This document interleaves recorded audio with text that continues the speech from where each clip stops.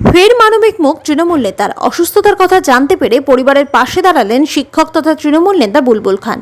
দুস্থ ও অসহায় পরিবার টাকার অভাবে চিকিৎসা করাতে পারছিলেন না। দুয়ারে দুয়ারে ঘুরছিলেন স্ত্রী।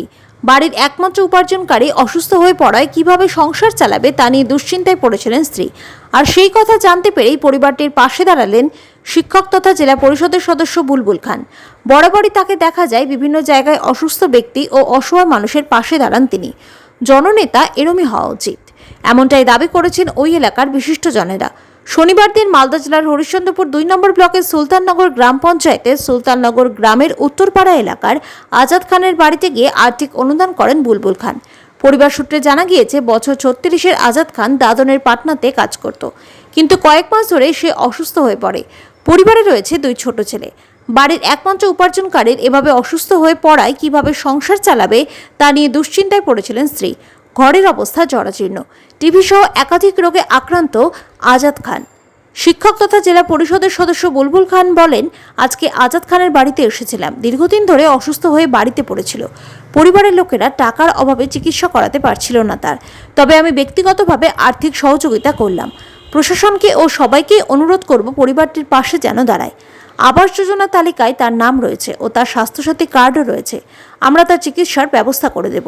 স্ত্রী ফাতেমা খাতুন বলেন, টাকার অভাবে 2.5 মাস ধরে স্বামীর চিকিৎসা করাতে পারছিলাম না। 2 ছোট ছেলেকে নিয়ে সংসার কিভাবে চালাবো ভেবে উঠতে পারছিলাম না।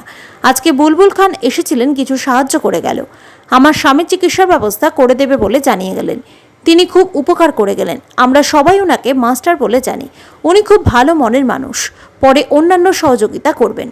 প্রসঙ্গত, বারবার দেখা গিয়েছে হরিশ্চন্দ্রপুর এলাকায় মাস্টার নামে পরিচিত তথা জেলা পরিষদের সদস্য বুলবুল খান যে কোনো সময় মানুষের বিপদে মানুষের পাশে দাঁড়িয়েছে। আর্থিক হোক কিংবা যে কোনো রকম সহযোগিতা করেছে। এইভাবেই মানবিক মুখ বারংবার দেখা গিয়েছে ওই নেতা জেলা পরিষদের সদস্য বুলবুল খানের। আবার একজনের অসুস্থতার কথা জানতে পেরে এগিয়ে এলেন তিনি। আজাদ খানের বাড়িতে এসেছিলাম, উত্তরপাড়া। আমাদের মেম্বার এখানে মনোজির খান আছে, সোনু আছে, তাদের মাধ্যমে খবর পাই দীর্ঘদিন ধরে অসুস্থ আছে। তো ডাক্তার দেখাতে যাবে এই মতো সামর্থ্য ছিল না।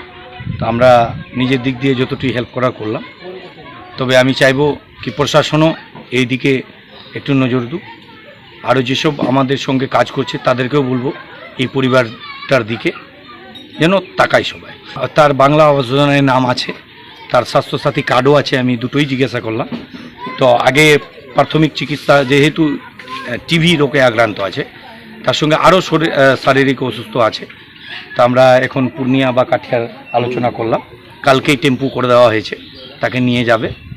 তো দেখা যাক। আর আমি এই পরিবারের পাশে আছি, বলেছি। আমার এখান থেকে প্রায় 2 কিলোমিটার বাড়ি দূরে। ওনার পরিবারকে বললাম যে কোনো সমস্যা হলে আমার কাছে যোগাযোগ করুক, আমরা আছি। আগে বসে বসছিল এসে বুলবুল খান, যাই কিছু হলো ওর কাছে জুটলো, দিল।